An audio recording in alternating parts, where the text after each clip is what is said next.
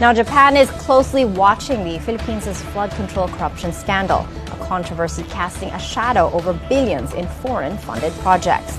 A Japanese embassy official says no Japanese-funded infrastructure projects have been linked to the allegations. Japan remains the country's largest official development assistance donor, supporting major projects like the Metro Manila subway. President Ferdinand Marcos Jr. earlier revealed that some funds intended as the Philippine government's counterpart for ODA projects were allegedly diverted to budget insertions for 2025. Beloved Philippines, if they could only throw off that culture of corruption, it just seems to be generational. And you look at the number of airport contracts or highway contracts or any kind of government set aside, it always seemed to be an opportunity for people to steal from the public treasury. And that's what it is. It is theft. And it's theft against the future of the Philippines. Just imagine a country where you can actually get things done, and you can build quality roads, and you can get solutions to traffic, and you can have a world-class international airport. Turn to the Philippines now. The country's finance secretary talking in the Senate yesterday, warning the government's anti-corruption drive on infrastructure projects gone wrong could potentially slow growth in the country until early next year.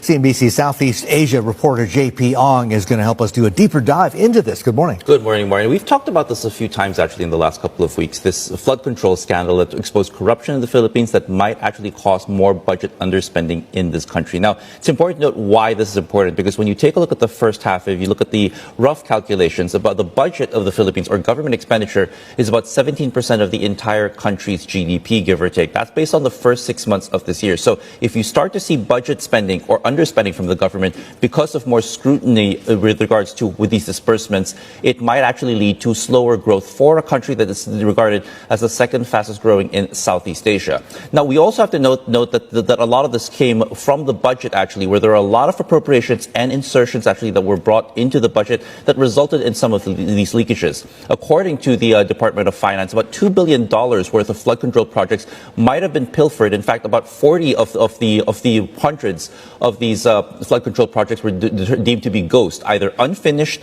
made subpar, or not made at all. And a lot of this going to the coffers of many contractors and politicians who might have benefited instead of the people who were supposed to benefit from these flood control projects. Lavish lifestyle by Philippine House Speaker Martin Romualdez have surfaced, according to Billionario News Channel.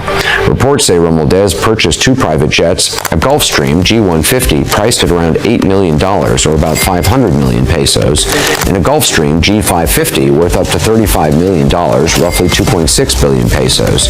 Both jets were reportedly bought from business tycoon Lucio Tan and are said to still be kept inside Tan's private hangar. Reports also claim he owns 2 helicopters, a Bell 429 Global Ranger valued at around $7 million, and a Eurocopter EC-145 worth about $5 million, roughly 290 million pesos. And his car collection is just as elite. Rolls-Royce Phantom, $450,000. Mercedes-Maybach S-Class, $200,000. Range Rover S Autobiography, $220,000. These vehicles, along with the jets and chopper, have fueled ongoing speculation about the speaker's luxurious lifestyle.